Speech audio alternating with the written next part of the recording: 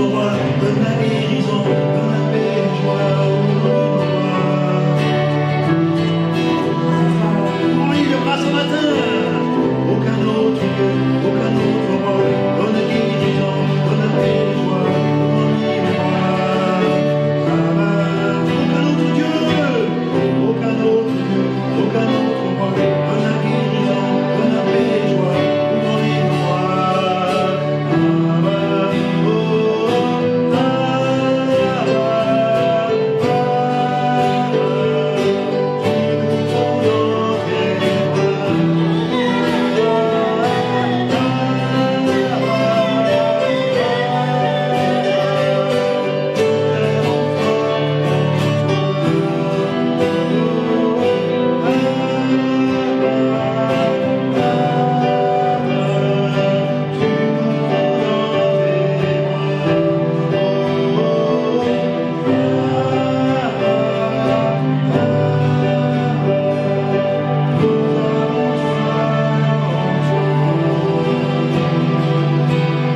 Merci notre Dieu, notre Père.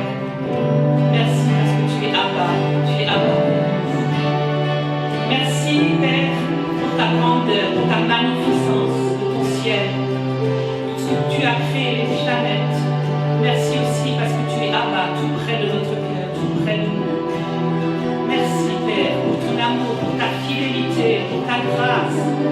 Merci pour tous tes dons, pour toutes tes bontés.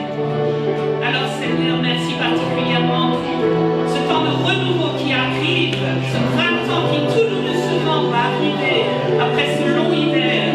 Merci parce que toute chose va être nouvelle dans cette église, Seigneur, dans cette nation, au cœur même, pour nous aussi. Que la guérison germe, que tout germe, que tout se renouvelle sur la terre, dans les cieux, partout dans nos cœurs. Et nous te présentons ces offrandes ce matin pour te dire que nous t'aimons, que c'est aussi notre amour pour toi, comme une Saint-Valentin qui n'arrêtera jamais jusque dans le ciel. Merci Père pour ta bonté. Et nous te présentons ces offrandes avec tout notre cœur et toute notre joie. Amen. Abba Père.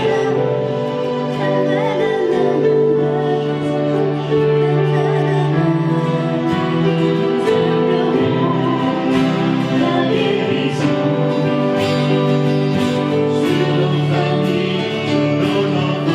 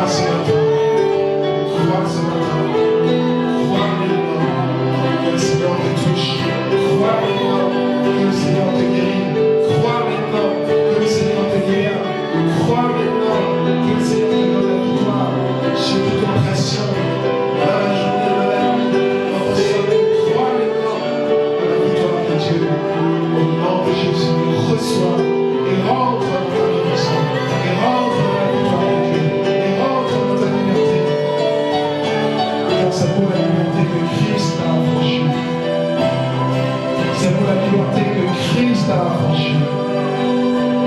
Sois libre. Sois libre. Sois libre. Sois libre. Sois libre. Sois libre maintenant. Au nom de Jésus. Merci Père. Merci Jésus.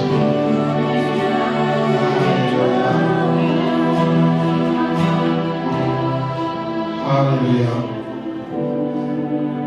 Merci Jésus. Applaudissons pour le Seigneur.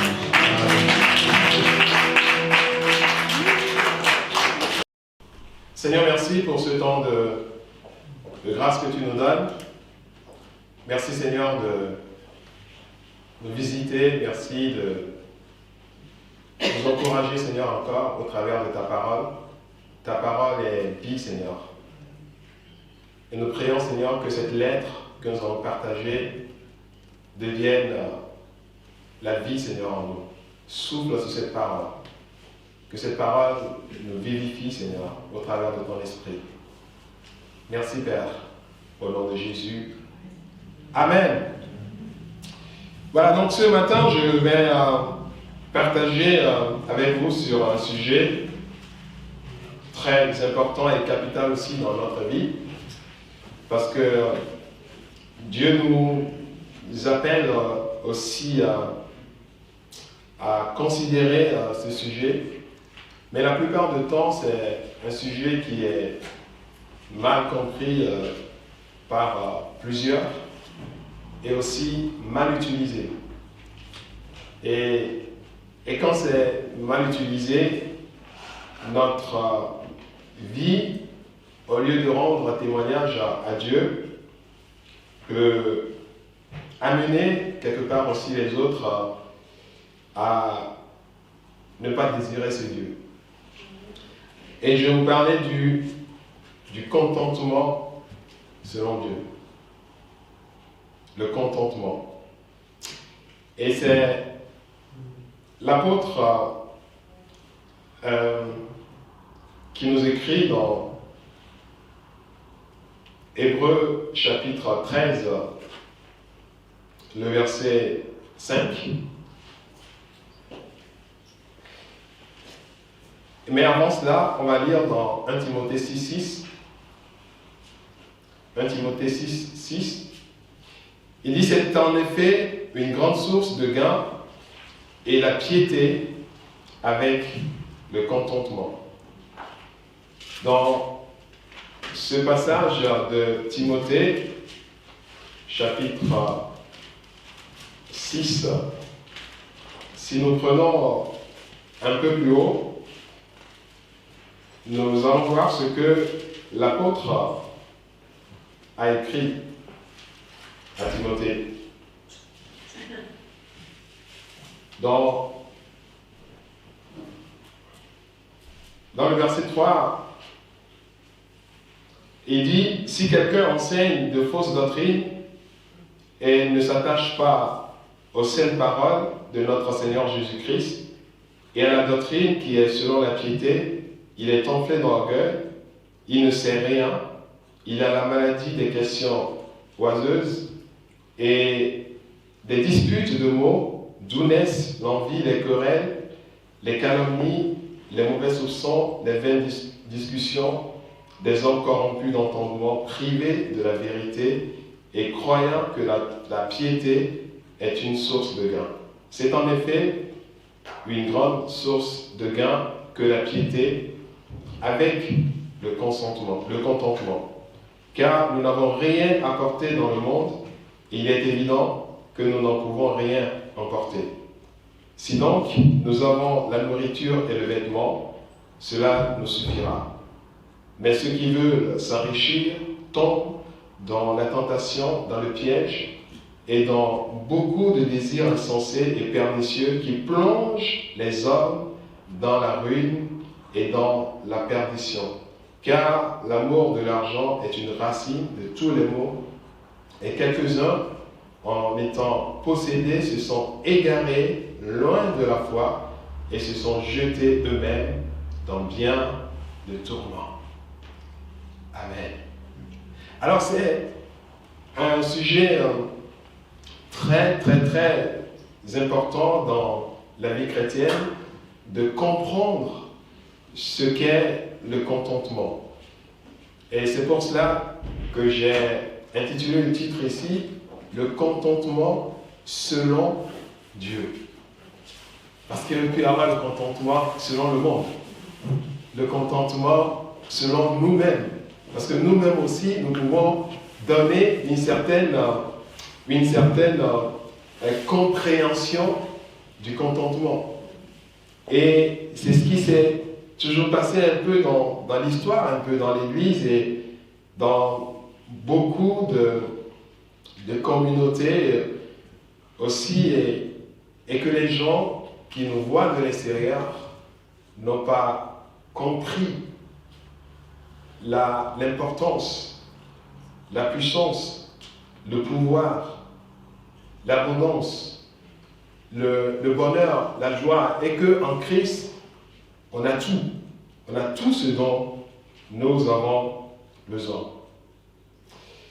Et l'apôtre ici, il dit que le contentement avec la piété est une grande source de gain. Et c'est parce que vous avez une fois essayé de chercher un peu l'explication de ce que c'est que le contentement. Souvent, il y a des mots qu'on dit comme ça, on a l'impression qu'on comprend, mais on ne comprend pas réellement, parce qu'on ne va pas en détail. Je vais vous donner des exemples aujourd'hui. Quand je suis conduit à préparer ce message, déjà je devais le donner le dimanche dernier, mais le Seigneur m'a dit non, de continuer à préparer. Et là j'ai compris, parce que si c'est que je l'avais partagé le dimanche dernier, j'allais juste survoler les choses. Mais quand j'ai pris encore le temps de préparer cela, j'ai vu le Seigneur m'a fait rentrer encore dans la profondeur de certaines choses. Et vous allez voir cela que des fois, on prend les mots et on pense qu'on comprend les mots. Mais en réalité, non. Mais pour pouvoir vivre quelque chose, pour pouvoir vivre certaines choses, on a besoin de comprendre, d'avoir le sens de ce que nous voulons vivre. Et au travers de cela, nous serons en mesure d'avoir les armes nécessaires pour pouvoir rentrer dans ces choses. Quand Dieu nous parle du contentement, qu'est-ce qu'il voudrait dire par là?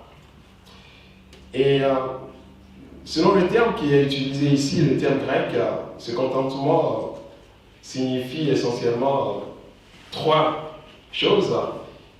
Et ils l'ont expliqué dans un premier temps par une parfaite condition de vie, sans besoin d'aide ou de support. Une parfaite condition de vie. Donc le consentement pour certaines personnes, c'est une parfaite condition de vie. Et une deuxième signification qu'ils ont donnée, ils disent une suffisance en ce qui concerne les nécessités de la vie. Une suffisance. Et ils disent aussi, en troisième explication, un esprit content de son sort. Et ils font là allusion à la modération dans les désirs, le contentement. Et donc il y a, si nous voyons, selon ces explications, il y a en fait le contentement, selon Dieu, peut se décliner en deux façons. Deux façons de vivre, deux manières de vivre. Se satisfaire de sa condition de vie et ne plus avoir besoin de quelque chose d'autre.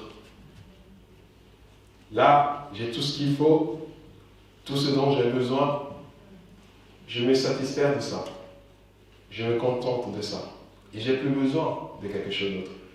C'est-à-dire que j'ai plus besoin de quelque chose d'autre, ce n'est pas parce que je n'en ai pas, j'en ai assez, mais c'est parce que j'ai ce dont j'ai besoin. Et que je peux m'arrêter là et dire que j'ai plus besoin de quelque chose d'autre. Et je suis heureux comme ça. J'ai ce dont j'ai besoin. Et c'est une manière de vivre aussi le contentement. Et une autre manière de vivre le contentement aussi, c'est de se satisfaire de sa condition de vie et attendre sereinement une condition meilleure. Donc, ce qui veut dire que ce que je vis aujourd'hui, je le vis pleinement. Parce que c'est ce que Dieu m'a donné la grâce d'avoir. Mais je sais que ce que je vis aujourd'hui n'est pas ma destination finale, n'est pas ce à quoi je suis appelé à vivre. Donc, en vivant pleinement, en me satisfaisant de ce que je vis aujourd'hui, j'attends sereinement. Parce que je me satisfais de ce que je vis, j'attends sereinement des choses à venir, d'autres choses que je sais que Dieu fera dans ma vie. Mais par contre, si je suis appelé à, ou bien j'ai la capacité de vivre des choses meilleures que ce que je vis actuellement, et que je prends le thème du contentement pour dire que Dieu me dit de me contenter de ce que j'ai, et que je me contente juste de ce que j'ai, alors qu'au fond de moi, je sais que je peux vivre encore quelque chose de plus grand. Donc, ce ne serait pas un contentement selon Dieu, selon ce que Dieu veut de nous. Donc, ça veut dire qu'il y aura quelque part une fuite de ce que le Seigneur veut faire dans notre vie. Il y aura quelque part un handicap que nous plaçons devant les choses que Dieu peut faire, devant les choses que nous pouvons expérimenter. Et cela aura pour plusieurs conséquences, donc essentiellement 2 conséquences. La conséquence, c'est que moi-même, j'aurai une sorte d'insatisfaction dans ma vie, parce que je sais que ce que je vis aujourd'hui, ce n'est pas à ça que je suis appelé. Et il y aura aussi un mauvais témoignage peut-être des gens de l'extérieur qui me voient, parce qu'ils voient que j'ai la capacité de vivre beaucoup de choses, mais je reste là où je suis parce que je crois, et les gens le disent, et c'est ce que je dis aux gens, que Dieu me demande de me contenter de ce que j'ai. Alors donc, ce que j'ai, je me contente de ça, je ne fais plus d'autres efforts, je ne cherche plus à aller loin, donc je reste tel que je suis. Et les autres de dehors, ils disent, mais tiens, celui-là, depuis qu'il est devenu chrétien, c'est comme ça qu'il est. C'est comme ça qu'il est devenu, il ne veut plus rien faire. Il dit que tout ce que j'ai, ça me suffit, parce que c'est ce que la Bible me demande. Et ça, c'est un contentement à la manière d'une compréhension personnelle.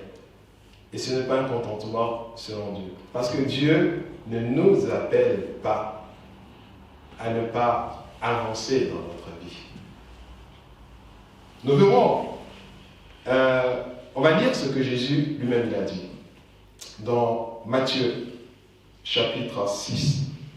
Dans Matthieu chapitre 6, vous allez voir que au travers de la lecture de ce passage, Jésus a voulu nous communiquer beaucoup de choses, mais que la plupart du temps, nous retenons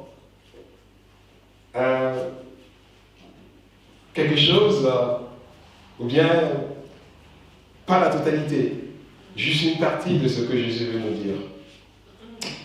Et je vais lire un peu à partir du verset 19. Jésus dit, Ne vous amassez pas des trésors sur la terre où la teigne et la rouille détruisent et où les voleurs percent et dérobent. Mais amassez-vous des trésors dans le ciel où la teigne et la rouille ne détruisent point et où les voleurs ne perçoivent ni ne dérobent. Car là où est ton trésor, là aussi sera ton cœur. Dans le verset 24, il dit « Nul ne peut servir deux maîtres, car ou il haïra l'un et aimera l'autre, ou il s'attachera à l'un et méprisera l'autre. Vous ne pouvez servir Dieu et maman. C'est pourquoi je vous dis, ne vous inquiétez pas de votre vie. » Le verset 25, il dit « Ne vous inquiétez pas de votre vie, de ce que vous mangerez, ni pour votre corps, de quoi vous serez vêtus. La vie n'est-elle pas plus que la nourriture et le corps plus que le vêtement? Regardez les oiseaux du ciel, ils ne sèment ni ne moissonnent, et ils n'amassent rien dans des greniers, et votre Père céleste les nourrit. Ne valez-vous pas beaucoup plus qu'eux? Qui de vous, par ses inquiétudes, peut ajouter une coudée à la durée de sa vie? Et pourquoi vous inquiétez au sujet du vêtement? Considérez comment croissent les lits des champs. Ils ne travaillent ni ne filent. Cependant, je vous dis que Salomon même, dans toute sa gloire, n'a pas été vêtu comme l'un d'eux. Si Dieu revêt ainsi l'herbe des arbres des champs, qui existe aujourd'hui et qui demain sera jeté au four, et qui ne vous vêtira-t-il pas à plus forte raison, gens de peu de foi? Ne vous inquiétez donc point, et ne dites pas, que mangerons-nous, que boirons-nous, de quoi serons-nous vêtus? Car toutes ces choses, ce sont les païens qui les cherchent. Votre Père céleste sait que vous en avez besoin. Cherchez premièrement le royaume de Dieu et sa justice, et toutes choses vous seront données par-dessus tout. Ne vous inquiétez donc pas du lendemain, car le lendemain aura soin de lui-même. À chaque jour suffit sa peine. Qu'est-ce que Jésus est en train d'annoncer? Surtout dans la conclusion, dans ce dernier verset, il est en train de nous annoncer le contentement. À chaque jour suffit sa peine. Mais quand nous remontons un peu dans ce passage, nous voyons que Jésus nous invite à ne pas nous inquiéter. Et là, nous reviendrons sur ce passage après, et nous verrons que pourquoi Jésus nous invite ici à ne pas nous inquiéter? Parce qu'il avait un objectif derrière. Le contentement, chaque jour suffit sa peine. Chaque jour suffit sa peine. Donc c'est dans le programme de Jésus pour nous. C'est dans les pensées, le projet de Jésus pour nous. Pour que nous contentions chaque jour de ce qu'il nous donne. Mais dans ce passage, nous allons voir qu'il a parlé aussi du lendemain. Parce qu'il sait que nous avons besoin du lendemain. Et là, il donne cette recette, il dit, mais cherchez premièrement le royaume de Dieu et la justice de Dieu. Et toutes les autres choses vous seront données par-dessus tout. Donc si Jésus voudrait qu'on puisse juste rester au niveau où nous sommes, il n'allait pas ici nous donner la clé pour pouvoir recevoir ce dont nous avons réellement besoin. Et cette clé pour pouvoir recevoir cela, il nous dit, au lieu de vous inquiéter de ce que vous allez avoir demain, au lieu de vous inquiéter de ce que, si vous arriverez à faire ce que vous avez la capacité de faire, cherchez le royaume de Dieu et sa justice. Mettez-moi dans votre vie et focalisez-vous sur moi.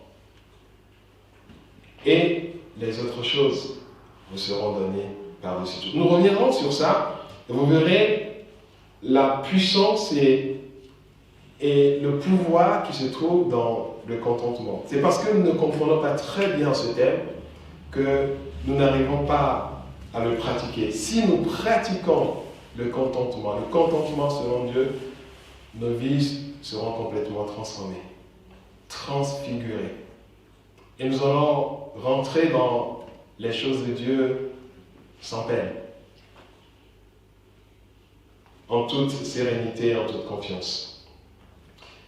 Dans Luc 3, le verset 14, Jésus dit, il s'adresse aux soldats, les soldats qui lui posent une question. Il dit, les soldats aussi lui demandèrent, et nous, que devons-nous faire?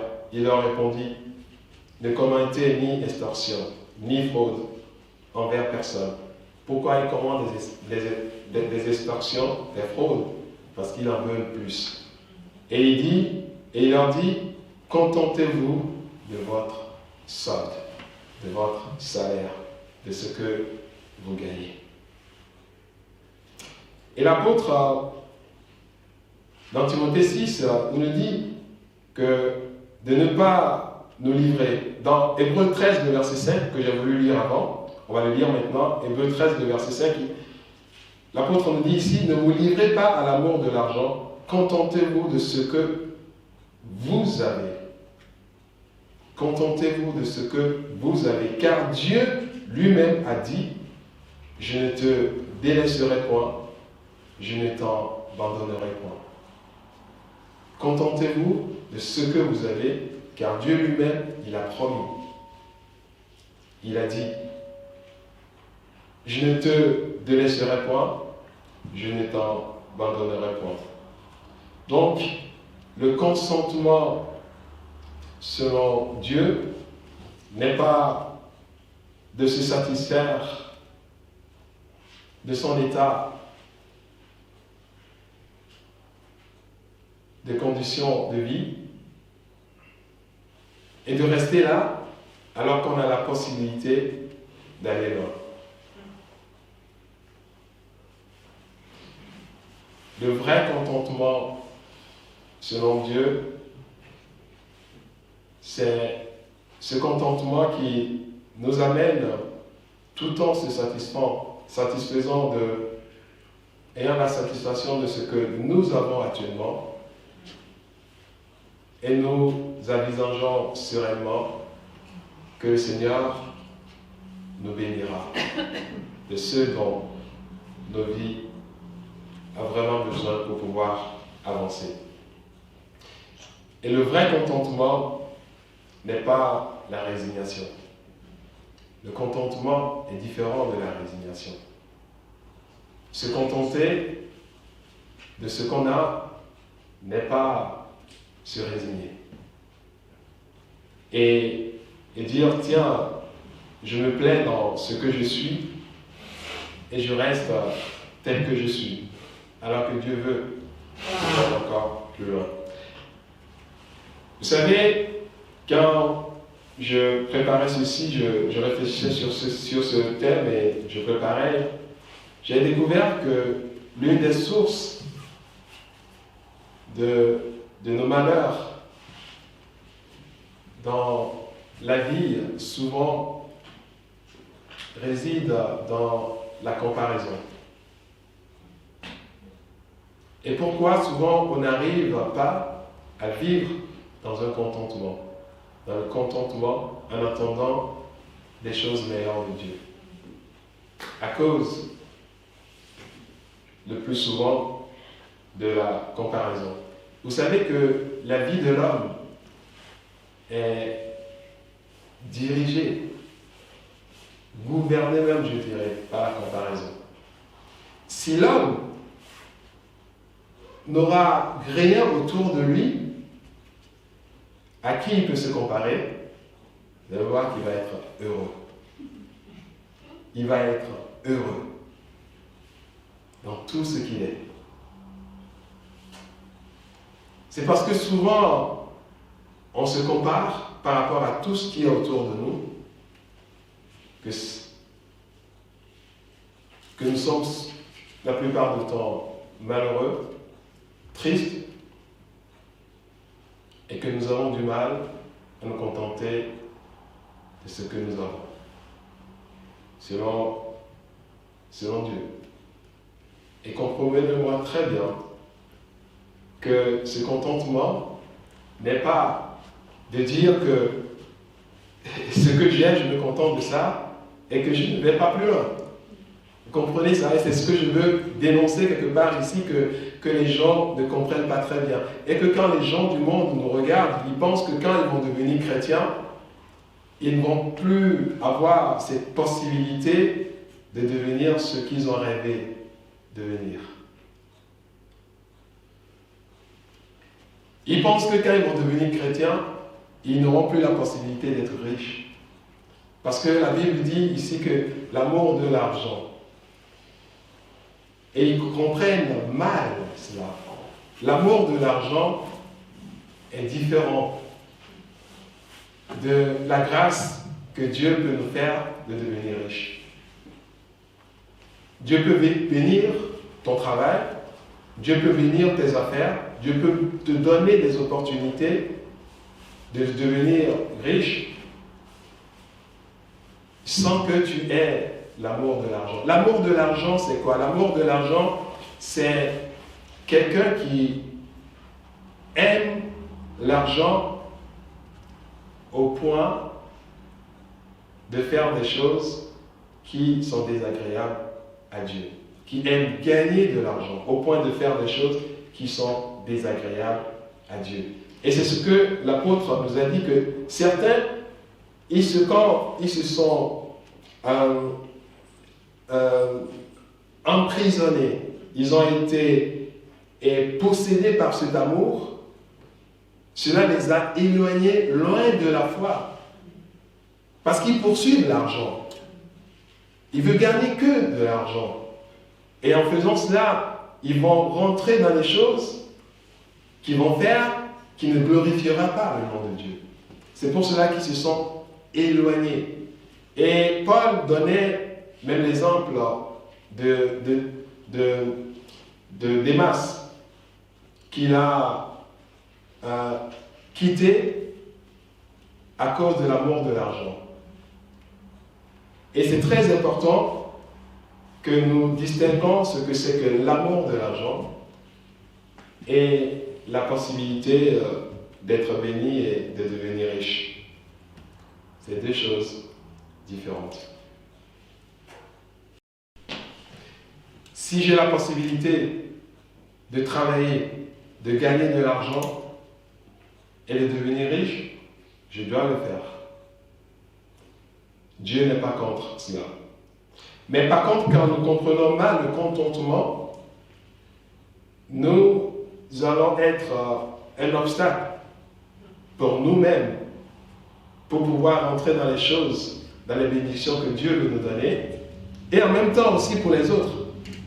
Parce que nous allons leur dire, mais tiens, tout ce dont nous avons, ça ne suffit. Alors que Dieu veut vous donner encore plus. Mais on dit, mais non, ça me suffit. Donc, on arrête la bénédiction de Dieu dans notre vie. Donc, la force du contentement de Dieu, selon Dieu, nous amène à rester toujours dans la paix. Et c'est là que vous verrez que le monde se rend compte de plus en plus. Et j'écoutais la radio dans la semaine, et il y a quelqu'un qui est célèbre et qui malheureusement avait un enfant handicapé. Et au départ, elle avait mal vécu cela. Et après, elle avait fait un travail sur elle-même. Parce que malgré sa célébrité, ça n'a pas sauvé sa vie ou son enfant qui était handicapé. Il a fait un vrai travail sur lui-même et après, elle est arrivée à une conclusion.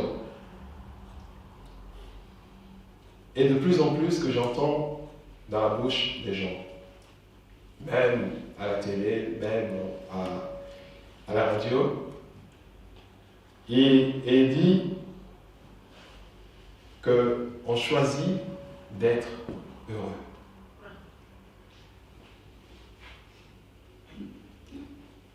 Donc, et c'est là qu'elle a dit, mais j'ai un enfant handicapé, mais avec cela, je peux choisir d'être heureux. Et c'est là où il se rend compte que être heureux devient quelque part un choix de vie. Et quand tu fais un choix de vie, ce qui veut dire que tu t'abstiens de certaines choses qui peuvent venir polluer cela. Et surtout au travers de la comparaison qui existe dans le monde. Il y avait un couple qui venait souvent quand j'avais la station. Et c'est un couple, comme je disais, d'handicapés, en fait. Le monde les appelle, c'est comme ça qu'on les décrit, handicapés. Et c'est un peu handicapé au niveau de leur réflexion. Mais quand ces deux-là, ils arrivent dans la boutique, on dirait les plus heureux du monde. Mais supposons juste que l'un des deux là prend, maintenant pour dire je vais comparer ma femme à l'autre. Elle dit que mais l'autre femme, elle fait ceci, elle fait cela, mais ma femme ne le fait pas de cette façon. Donc, ça va créer en lui quelque chose qui va faire qu'il n'y aura pas de communion. Il va faire que, mais tiens, moi je suis pas ceci ou cela parce que l'autre a et que moi je l'ai pas. C'est très important ce que je suis en train de vous dire. Donc réfléchissez sur ça. Et je pense que c'est vraiment des vérités profondes. Des vérités profondes. Et que si nous travaillons vraiment sur ça, nous pouvons arriver à être pleinement heureux en Christ. Est-ce que des fois, ne vous posez pas cette question que, mais tiens, je me dis qu'en Christ, je peux être heureux, mais est-ce que je le suis vraiment? Ne vous posez pas cette question. Peut-être vous l'êtes déjà. Et des fois, le diable même peut dire pour te dire, tiens, est-ce que ce que tu crois n'est pas un mensonge? Parce que tu es tellement acculé par des difficultés. Et quand tu te lèves, tu ne sais pas la difficulté qui va arriver. Et quand tu t'attaches à cela, mais tu vas voir que tes journées sont bousculées. Et tout peut aller pour le mieux, peut-être dans ta vie d'une manière ou d'une autre, peut-être à la maison, avec les enfants. Mais peut-être ce serait au travail, ce serait quelque part d'autre, où tu auras toujours à faire face à des défis. Et tu vas te poser la question, mais réellement, cette vie de paix, de joie que Dieu promet réellement, est-ce que c'est vraiment vrai? Si ne vous avez jamais posé la question, donc tant mieux pour vous. Mais je pense que vous y arriverez un jour.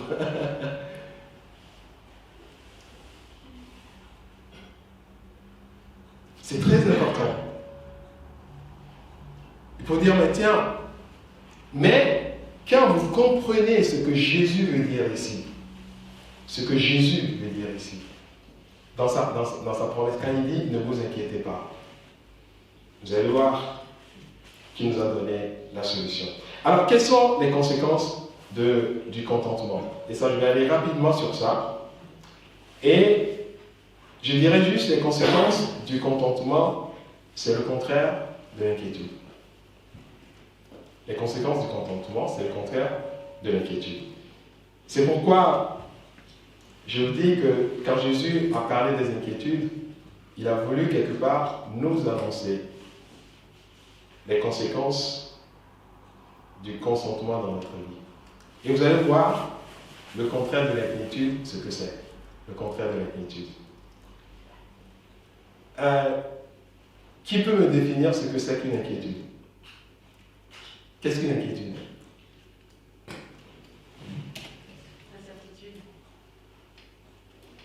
L'incertitude. Ouais, l'inquiétude. Ne mettez pas comme ça. Alors l'inquiétude, un exemple.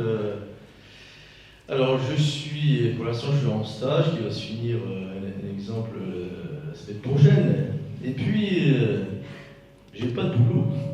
Donc je suis inquiet. Donc, Seigneur, au secours, où tu veux que je sois?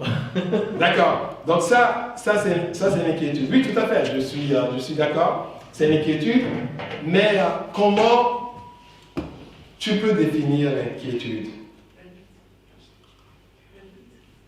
Le doute. La peur.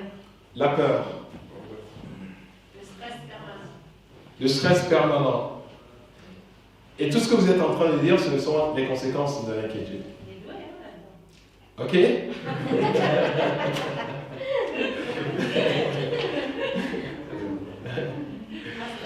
Alors, donc, je vais vous dire rapidement. Donc, moi, je suis allé pour chercher le sens du mot. Oui? C'est quand il y a des difficultés qu'on n'est pas en paix.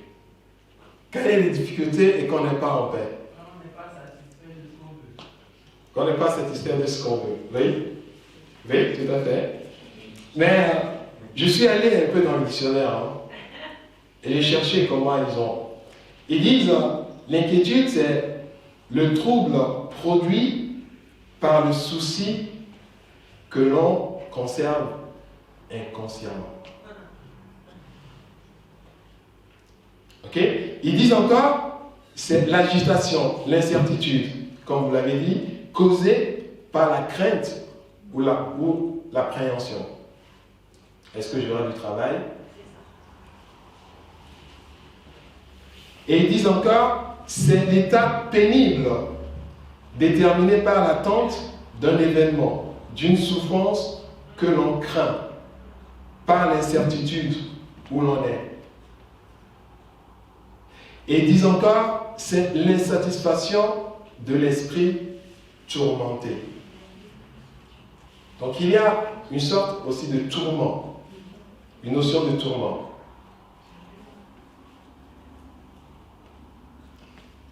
Alors, et le contraire de l'inquiétude. Vous savez, le contraire de l'inquiétude. Qui peut me donner le contraire de l'inquiétude? Un seul. Pardon? L'inquiétude, oui. Ah ben lui, il a pris. Il a pris le plus court chemin. C'est bien, tu es intelligent. C'est l'inquiétude. Alors, La paix. La paix, oui. La tranquillité. La tranquillité, oui. C'est la foi. La foi, oui, ça fait partie aussi. L'assurance, oui. Le bonheur. Ouais. Vous savez que le bonheur, c'est le contraire de l'inquiétude. Vous le savez avant? Oui. Ah, tu le sais avant? Ouais. Ah d'accord, ben, c'est bien. J'étais prêt à le dire. Donc, autrement dit, si par exemple je suis en train de chercher le bonheur, Au lieu de vivre. Au lieu de vivre. non, c'est-à-dire que je suis déterminé à avoir le bonheur. Donc, cela revient à faire quoi? Ben, on fait tout pour avoir le bonheur. Ah oui, ça c'est trop large. Mais tu ne cibles pas ton ennemi. Tu veux avoir le bonheur. Ouais. Et tu as quel ennemi devant toi? Ah. L'inquiétude. L'inquiétude, les soucis. Oui, l'inquiétude, non, tu as un seul ennemi devant toi. L'inquiétude. Puisque l'inquiétude, c'est le contraire, c'est l'opposé du bonheur.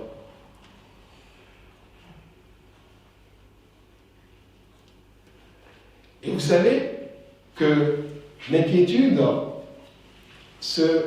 et c'est là où je dis que quand Jésus nous parlait de l'inquiétude, qu'est-ce qu'il ciblait? Il ciblait notre bonheur. Il nous annonçait en fait un message de bonheur. Et il nous dit que pour pouvoir arriver à ce bonheur, vous avez besoin du contentement de soi. Vous avez besoin de comprendre ce que c'est que chaque jour, ce que signifie chaque jour suffit sa peine. Et c'est là, par la compréhension de cette dimension, de cette notion, que nous pouvons rentrer pleinement et vivre dans le bonheur de Dieu. Et le bonheur ne peut plus nous fuir. Le bonheur, c'est quoi? C'est la joie, c'est l'allégresse, c'est la sérénité, c'est la paix. C'est la satisfaction interne. C'est la satisfaction de mon esprit. J'ai cette satisfaction.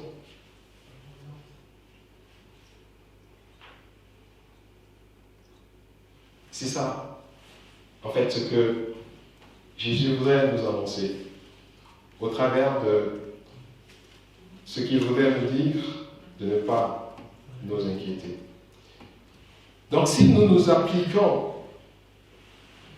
à ce message de Jésus, de ne pas nous inquiéter et d'apprendre à vivre avec ce que Dieu nous donne, tout en sachant que j'ai la capacité de vivre à quelque chose de meilleur, donc Dieu m'amènera dans cela. Et je ne vis pas ce que je vis aujourd'hui pour m'arrêter là, mais je vis pleinement ce que Dieu me donne à vivre. Donc si aujourd'hui, ce que j'ai, je me contente de ça. Et si demain, j'ai besoin de quelque chose d'autre, je fais confiance en Dieu. Que Dieu pourvoira à ces choses. Donc, si je vis ainsi, le lendemain ne serait pas une inquiétude pour moi. Je ne vais pas être aujourd'hui là et me soucier du lendemain. Vous savez, c'est fort. Parce que moi-même qui suis ici, je pense au lendemain déjà. Mais si j'arrive à rentrer dans le message de Jésus qui me dit chaque jour suffit sa peine, quel homme heureux je serai.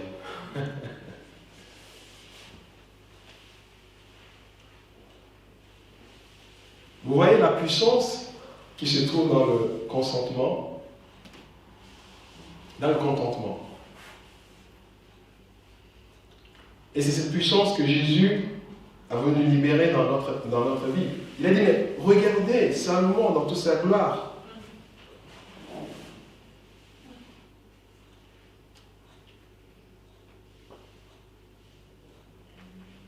Mais le danger et le risque, quand nous ne comprenons pas bien cet enseignement, c'est de se contenter de ce qu'on a et on reste là. On ne fait plus rien. Alors que Dieu nous a appelés à avoir quelque chose de meilleur. Et ce contentement n'est pas selon Dieu. Nous devons chercher le contentement selon Dieu. Le contentement de soi selon Dieu. Se contenter.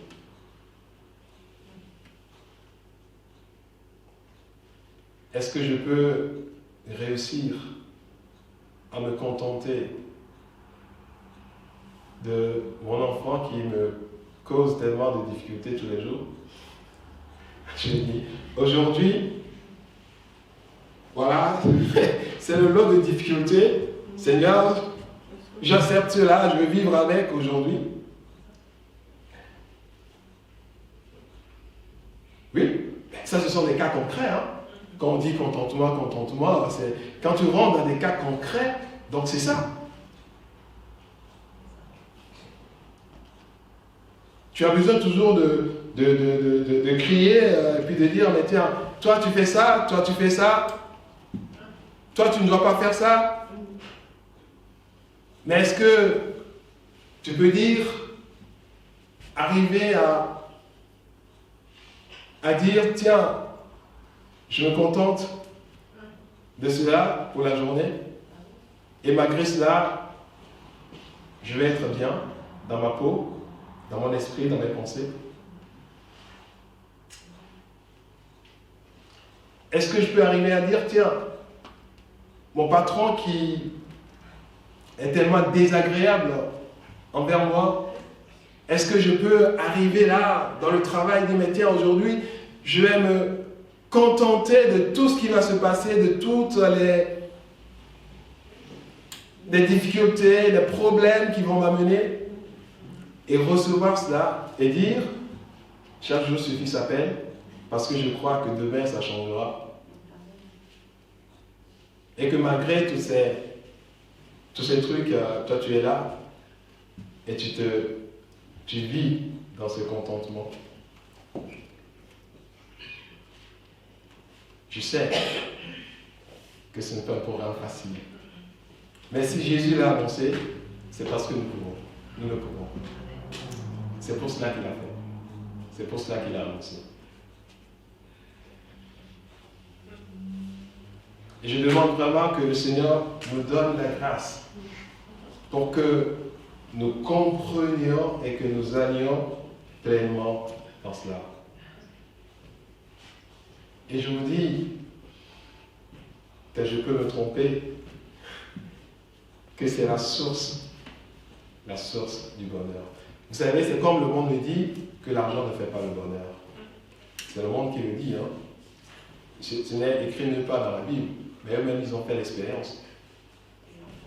Il en faut tout à fait. Mais ça ne fait pas le bonheur.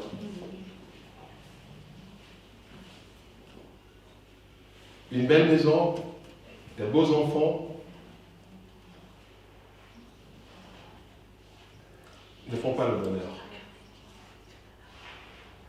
Et ce qui est la source du bonheur, c'est cette capacité de gérer le contentement de soi. Et là, si nous arrivons là, si nous arrivons à ce niveau, nos vies vont être complètement transformées. Et c'est ma prière pour moi-même et c'est ma prière pour vous, que Jésus nous donne à arriver à ce niveau. Le contentement de soi. Se contenter, le contentement selon Dieu. Se contenter de ce qu'on a. Et pour certains, ce qu'ils ont déjà, ça leur suffit. Donc, tu n'as pas besoin de créer des ambitions inutiles. Si ce que tu as, si ça te suffit, tu n'as pas besoin de créer des ambitions inutiles. Donc, tu te contentes de ça, tu vis pleinement dans ça. Mais si ce que tu as ne te suffit pas, donc Jésus dit, contente-toi déjà de ce que tu as et fais de moi ta priorité, cherche le royaume de Dieu et sa justice, et les autres choses nous seront données par-dessus tout. Et en faisant de Dieu sa priorité, c'est quoi? C'est de faire confiance en Jésus. Et en cherchant à rentrer dans les choses que tu peux faire. C'est-à-dire que tu ne fais pas juste confiance à Jésus et tu restes là sans rien faire. Donc, vous voyez, donc on a parlé de tout ce qui est travail. Donc, quand on dit de faire confiance en Jésus, ça n'exclut jamais nos efforts et notre travail à faire. Donc, ne fais confiance en Jésus qu'au travers de ce que je fais pour aller dans une autre dimension que Jésus me lui donnera. Et c'est ça. Si Dieu nous donne la grâce de vivre ces choses, je pense que nous aurons la capacité de patience nécessaire pour rentrer dans les choses extraordinaires que Dieu a prévues pour chacune de nos vies. Amen. À l'esclave. Vous avez compris? Et je prie que le Seigneur nous donne à comprendre au-delà de ce que nous avons partagé. Et demandons à Dieu, c'est la grâce de se saisir de cette puissante source de joie et de bonheur. Vous savez, ce n'est pas un enseignement de reproche, de condamnation, de te dire que ce que tu fais n'est pas bien, etc. Mais c'est vraiment une exhortation à rentrer pleinement dans les choses que Dieu a pour notre vie. Et moi, personnellement, dans certains domaines où j'applique le contentement, je me sens plus apaisé. C'est comme j'ai travaillé quelque part et il y avait des gens qui n'aiment jamais travailler avec cette dame parce qu'elle est saoule tellement. Et puis moi, malheureusement, c'est tombé sur moi. Alors, je me posais la question, mais qu'est-ce que je vais faire? Et j'ai appliqué ceci. Je dis, je me satisfaisais. Et vous savez, vers la fin de la semaine, il y a des gens qui viennent, se sont approchés de moi, qui me disent, toi, à la fin de la semaine, on va te donner la médaille de mérite. Mais ils n'ont pas su ce que j'ai enduré.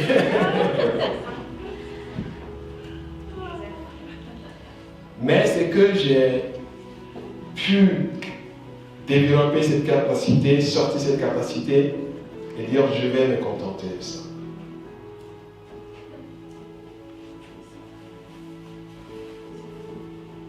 Mais c'est juste une semaine. Je pense que si c'est peut-être plusieurs semaines, ça va être peut-être plus difficile. Mais c'est juste pour dire, regardez, il y a une puissance, il y a un pouvoir dans cela. C'est une forte source. C'est une grande source de liberté, c'est une grande source de bonheur, c'est une grande source de joie.